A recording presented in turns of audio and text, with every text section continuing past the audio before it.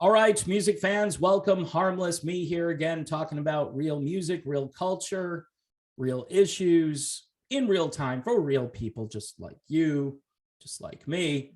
So, the media, the rock media, the pop media, pop music, whatever, entertainment based media, they're all kind of ignoring, along with the mainstream media for that matter, the Let's Go Brandon phenomenon, which if you go over to iTunes, it's a bit comical here. The iTunes top 10 right now. At number one, all right, I'm going to go through the whole top 10. It's kind of interesting at this time of year to see what songs are being downloaded here. Bryson Gray holds the top spot with a tune called Let's Go Brandon.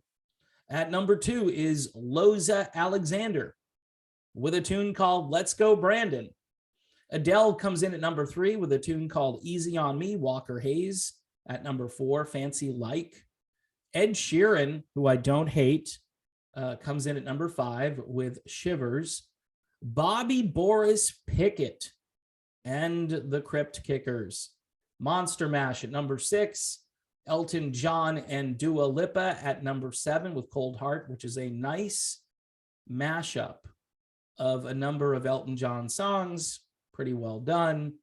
God's Child at number eight with a tune called Let's Go Brandon. At number nine, Ray Parker Jr. with Ghostbusters. And at number 10, the guy I don't hate, Ed Sheeran, with a tune called Bad Habits. That's the iTunes American Top 10 chart.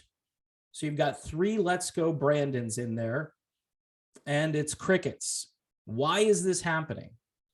Tell you why, because, they wanted unity in the country, and people are beginning to unify around the idea that the current president is not doing a great job. In fact, some people believe that he's illegitimate. Some people believe he's cognitively in severe decline. And people don't like mandates. People don't like lockdowns. People like their bodily autonomy.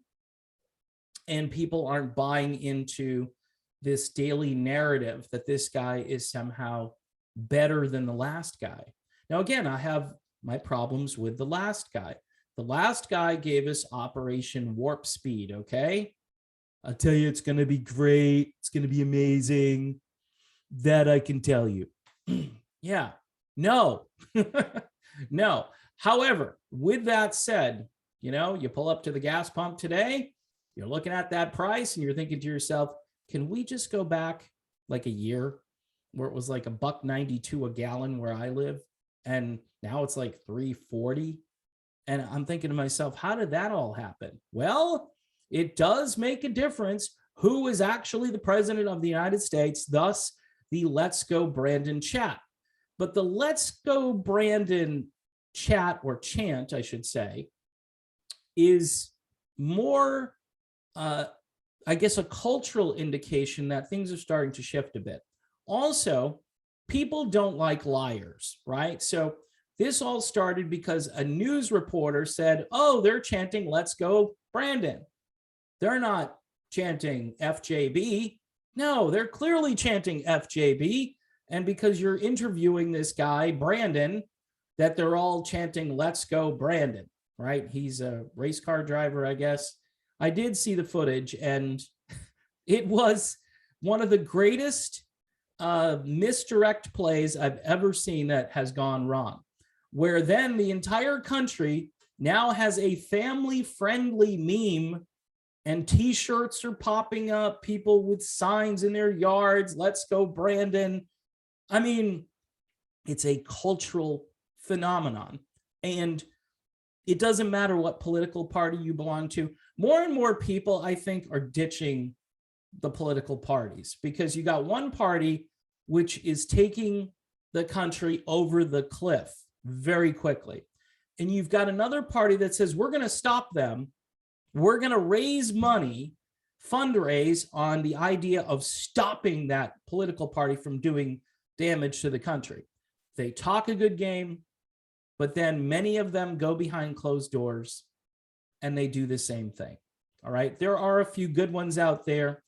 I'm not going to get into who I like and who I don't like because I don't want this to become purely political, but it is kind of, because this is about politics, but it also has to do with music and culture. So many people, I believe, are just like apolitical, or they're political, but they don't care about the tribes anymore, the blue tribe, the red tribe. What they care about is, are you going to help us? Are you going to allow us to be free? Are you going to get out of our way when we want to pursue happiness? Or are you going to lock us down and throw more mandates at us and make us try to figure out religious exemptions or whatever it is that we need to do in order to not participate in your new world, right? See, I'm of the belief that we need to have a parallel economy. If you ever had like a couple of months to read Atlas Shrugged, and some of it is really tedious, but I read it about 10 years ago. And basically, all of the society has become moochers. They've become useless. They've become brainwashed. They have almost a cultic zombie-like attitude. And the people who are the creators, the hard workers, the entrepreneurs, you know, all the people who invent things and discover things, those people basically go off on their own. They go down to a place called Galtz Gulch and they create their own better world. And all of the brightest minds end up leaving the society and going and finding like-minded people. And I think we're at that point. It's really sad that like Atlas Shrugged and 1984 and Brave New World, all of these things are, I mean, they were basically amazing prophetic looks at what the future would be like if these people have their way. So Let's Go Brandon, because it's a cultural thing, I think is a huge indication that there is a shift happening.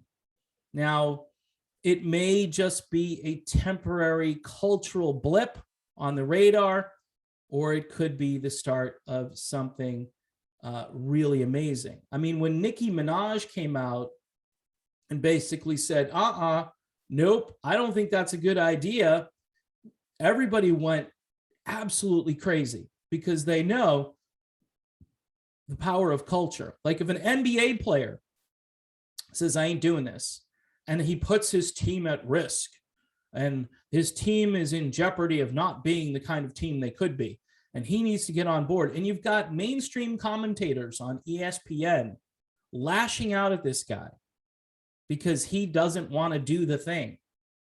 We're at a crossroads. Well, everybody does the thing, Dave. You know, it's for the greater good. It's for your safety. No, do you trust all of these people telling you to do this? That's the first question. Why do you trust this? Why do you trust these people? These people have been lying to you forever, and you want to keep doing the insane thing. Let's Go Brandon isn't just about 3 songs in the iTunes top 10. It's about a change in attitude. It's about kind of flipping the authoritarians, the bird. It's really, and I think it could lead to something really great if we all get involved and do our part and tell our friends and neighbors and talk to people who are maybe apolitical or who don't really engage. And I understand why people don't engage, because it's a sewer. It's a cesspool. You know, they talk about, you know, draining the swamp. Well, and that's the other thing. We had an opportunity to drain the swamp, right? Supposedly, that didn't happen. In fact, the last guy, even though he did some good stuff, he had a lot of swamp creatures swimming around right there with him. And now, you know, because he's not there anymore, you've got full-blown swamp, hence Let's Go Brandon. So I think it's very interesting and telling that most of the media is ignoring this They pretend it's not happening. The music, this should be reported like in every music trade publication. Let's Go Brandon goes viral. 3 songs of the same title in the top 10. I don't think that's probably ever happened in the history of that chart. Maybe it has, but why would it, right? Everyone's got their own version. There's a country version of it. There's a rock version. You know, I'm sure there are other versions I haven't heard, but it is a big deal. And, you know, I just smile. I laugh a little. You know, you can get your sign and put it outside. And hey, it's family friendly. It's safe for everybody. But, you know, when people who are a little more educated understand what it really means, they're going to say, oh, how crude, you know, like the last guy who was in the White House, how crude. And I'm going to say, well, yeah, people are upset. They're venting. It's legitimate. You know, you pay double for your gas. You're paying, inflation is out of control. You've got ships that are out in the Pacific that can't get into Los Angeles. All these things in 8 or 9 months, 10 months. Here we are.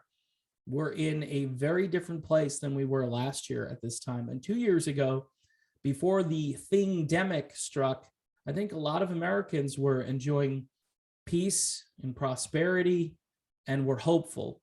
Now we are in a very dark holding pattern. And I don't know when we're going to be able to land this plane, but eventually we have to. And we've got to get back to the way things were. I don't know if we're gonna. Who knows? I tend to think that this is never going to end. And I don't want to just, you know, take the black pill and go to sleep. You know, I have kids, I have a family. And so my goal is, as a human being, to try to fight it and to go down fighting. And, you know, your kids, your grandkids, they'll talk about you. They'll say, at least dad tried. At least he cared. At least he was involved. And, you know, this little platform, who knows, maybe this will blow up real big someday and I'll have 1 million subscribers and people will come here and we'll all commiserate together. I don't know. For now, I'll still be talking about music. Technically, this is a video about music, right? 3 songs in the iTunes top 10. Let's Go Brandon. That's pretty amazing.